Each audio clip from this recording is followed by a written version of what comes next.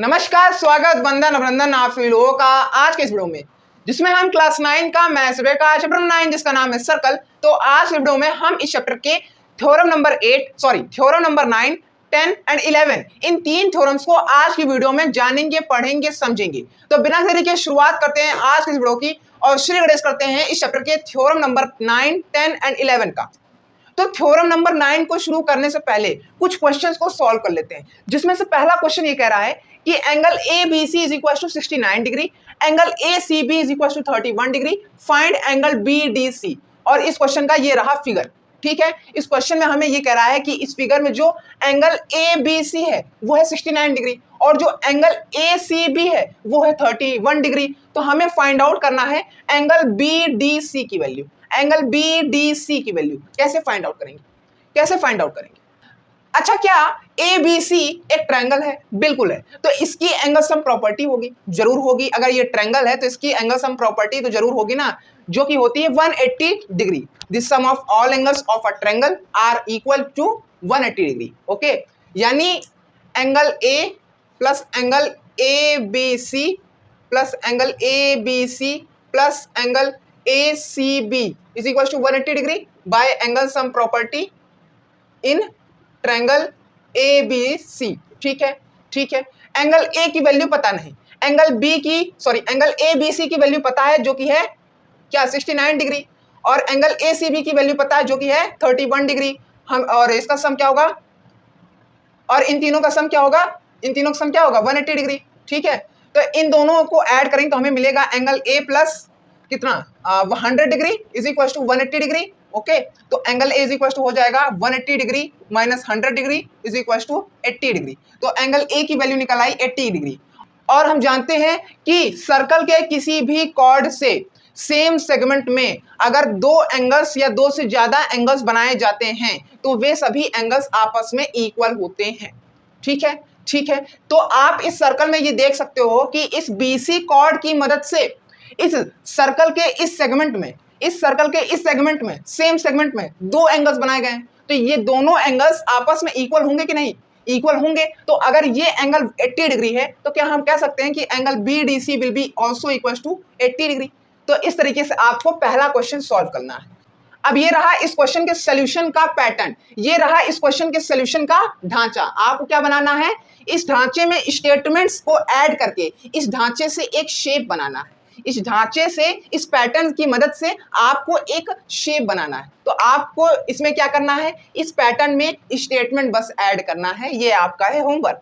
उसी तरीके से हम दूसरा क्वेश्चन देखें तो दूसरा क्वेश्चन हमारा कह रहा है कि angle BEC is equal to 130 degree and angle ECD is equal to 20 degree, find angle BAC। तो ये इसका रहा फिगर, ये इस क्वेश्चन का रहा फिगर। इस फिगर में हम देख सकते हैं कि जो एंगल BEC है वो है 130 डिग्री और जो एंगल ACD है, जो एंगल ECD है वो है 20 डिग्री। तो हमें फाइंड आउट क्या करना है, हमें फाइंड आउट करना है एंगल BAC की वैल्यू को। कैसे फाइंड आउट करेंगे? तो आइए देखते हैं। तो देखिए, क्या BED एक स्ट्रेट लाइन है? जरूर है। और स्ट्रेट लाइन पे कौन सा एंगल बनता है? स्ट्रेट एंगल बनता है। स्ट्रेट एंगल कितने डिग्री के बराबर होता है? 180 डिग्री के। तो क्या मैं कह सकता हूं कि angle BED is equal to 180 degree? जरूर। क्या मैं कह सकता हूं कि एंगल BED इन दोनों एंगल्स के सम से बनेगा? बिल्कुल। कौन कौन से एंगल? तो देखिए, पहला एंगल BEC और दूसरा एंगल DEC। ठीक है, इज इक्वल टू 180 डिग्री। बिल्कुल।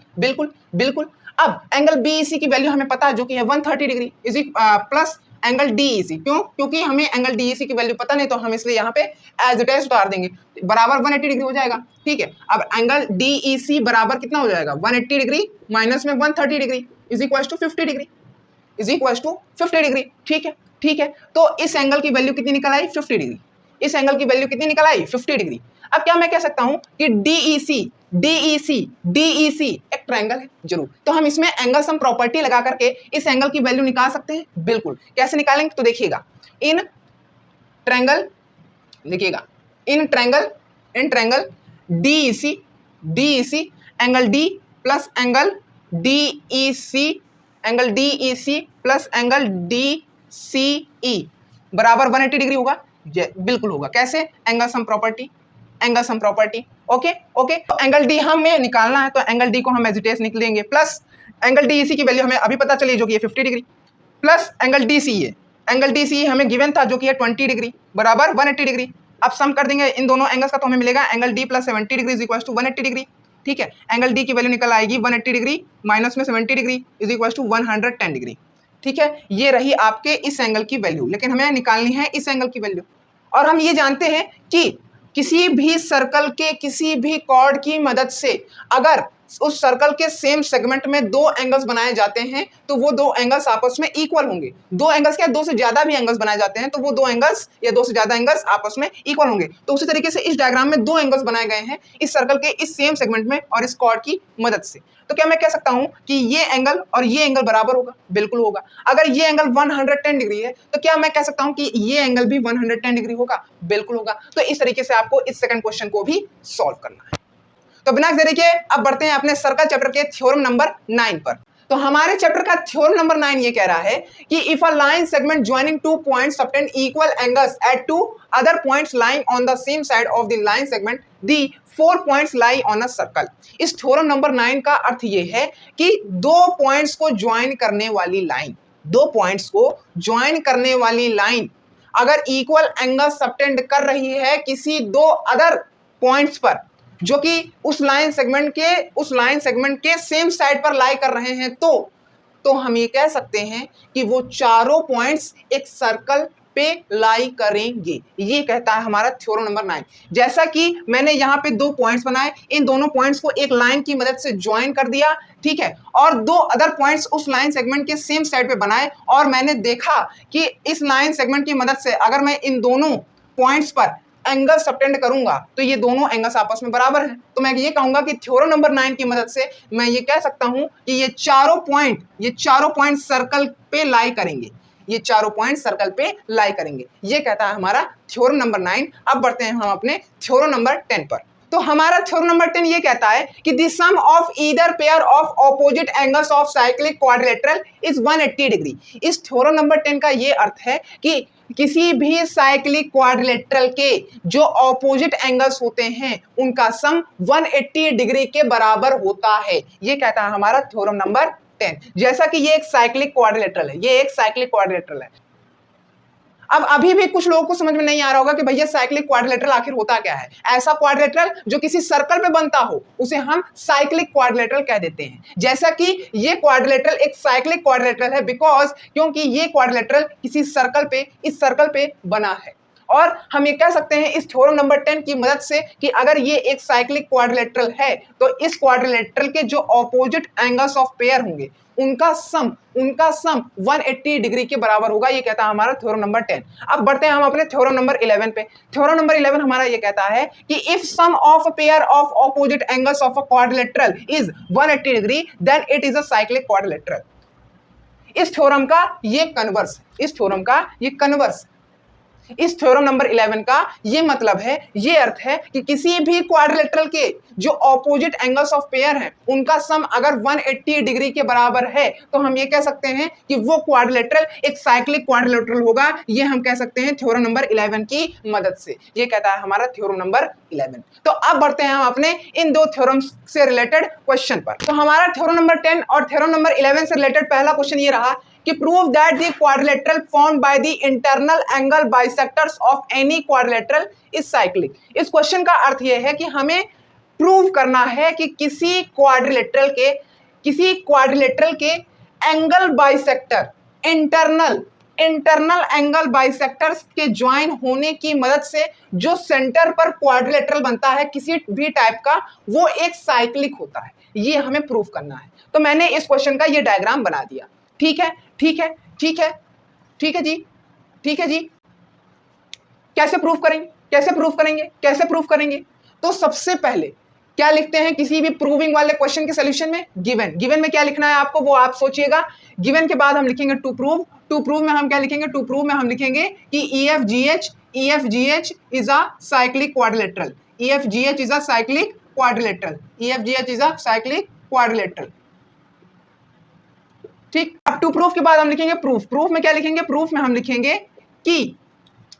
हम लिखेंगे सबसे पहले क्या AHB एक ट्रायंगल है? बिल्कुल है। क्या उसी तरीके से क्या DFC क्या एक ट्रायंगल है? बिल्कुल है। तो मैं एक ट्रायंगल लूं, इन दोनों ट्रायंगल्स में से मान लीजिए triangle AHB by angle sum property, क्या मैं कह सकता हूं कि in triangle AHB angle HAB plus angle AHB plus angle ABH is equal to 180 degree. बिल्कुल बिल्कुल बिल्कुल। हमें तो एंगल A पता नहीं है, ना एंगल B पता है, ना एंगल C पता है, ना एंगल D पता है, लेकिन हमें ये पता है कि एंगल A को ये AH बाइसेक्ट कर रहा, तो हम ये कह सकते हैं कि एंगल BAH बराबर होगा एंगल DAH के। ठीक है, उसी तरीके से जो BG होगा वो एंगल B का एंगल बाइसेक्टर होगा। बिल्कुल, तो हम ये बोल सकते हैं कि एंगल ABH बराबर होगा एंगल CBH के। उसी तरीके से जो एंगल BCG होगा, जो एंगल BCG होगा वो बराबर होगा एंगल GCD के। बिल्कुल बिल्कुल, उसी तरीके से ये एंगल बराबर होगा ये से एंगल के ना। तो क्या मैं बोल सकता हूं कि angle HAB half of angle A है। बिल्कुल बिल्कुल, उसी तरीके से क्या मैं एंगल ABH को हाफ ऑफ एंगल B बोल सकता हूं। बिल्कुल, हमें एंगल AHB तो पता नहीं, तो ऐसे उतार देंगे, angle AHB plus half of angle B is equal to 180 degree. अब आपको इसे इक्वेशन 1 मान लेना है। ठीक है जी। उसके बाद आपको क्या करना है, उसके बाद आपको सेम उसी तरीके से ट्रायंगल DFC में भी क्रियाकलाप करना है। क्या लिखेंगे आप, in triangle DFC angle FDC plus angle DFC plus angle FCD is equal to 180 degree by angle sum property of a triangle. ठीक है, तो क्या मैं एंगल FDC को हाफ ऑफ एंगल D बोल सकता हूं? क्या मैं एंगल FDC को हाफ ऑफ एंगल D बोल सकता हूं? बिल्कुल, उसी तरीके से क्या मैं एंगल FCD को हाफ ऑफ एंगल C बोल सकता हूं? बिल्कुल बोल सकता हूं। एंगल DFC तो हमें पता नहीं, एज इट इज इसको उतार देंगे। ठीक है, बराबर 180 डिग्री हो जाएगा। इसे आपको इक्वेशन नंबर 2 मान लेना है। अब आपको क्या करना है, add equation 1 and 2। Add equation 1 and 2। Equation 1 क्या है, half of angle A plus half of angle B plus angle AHB बराबर 180 डिग्री। उसके बाद plus half of angle D, second equation ना, half of angle D plus half of angle C plus angle DFC plus angle DFC बराबर 180 degree. अब आप इन दोनों equation को add कर दोगे तो आपको क्या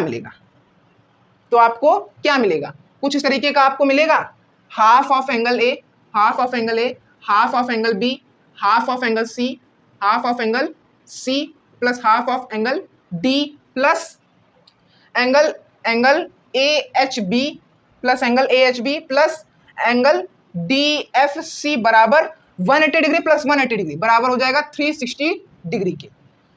अब इतना लिख लीजिए आप, फिर उसके आगे और बढ़ते हैं हम इस क्वेश्चन के सॉल्यूशन पर। तो हमने लास्ट में यहां तक लिखा था, फिर उसके बाद हम क्या करेंगे, अब हम इन शुरुआत के चारों में से 1/2 कॉमन ले लेंगे। तो जब हम 1/2 कॉमन ले लेंगे तो हमें मिलेगा 1/2 ब्रैकेट में angle A plus angle B plus angle C plus angle D bracket close plus angle AHB plus angle DFC बराबर 360 डिग्री। तो कुछ इस तरीके का आपको मिल जाएगा 1/2 हाफ लेने पे शुरुआत के 4 एंगल में से, शुरुआत के 4 चीजों में से। ठीक है जी।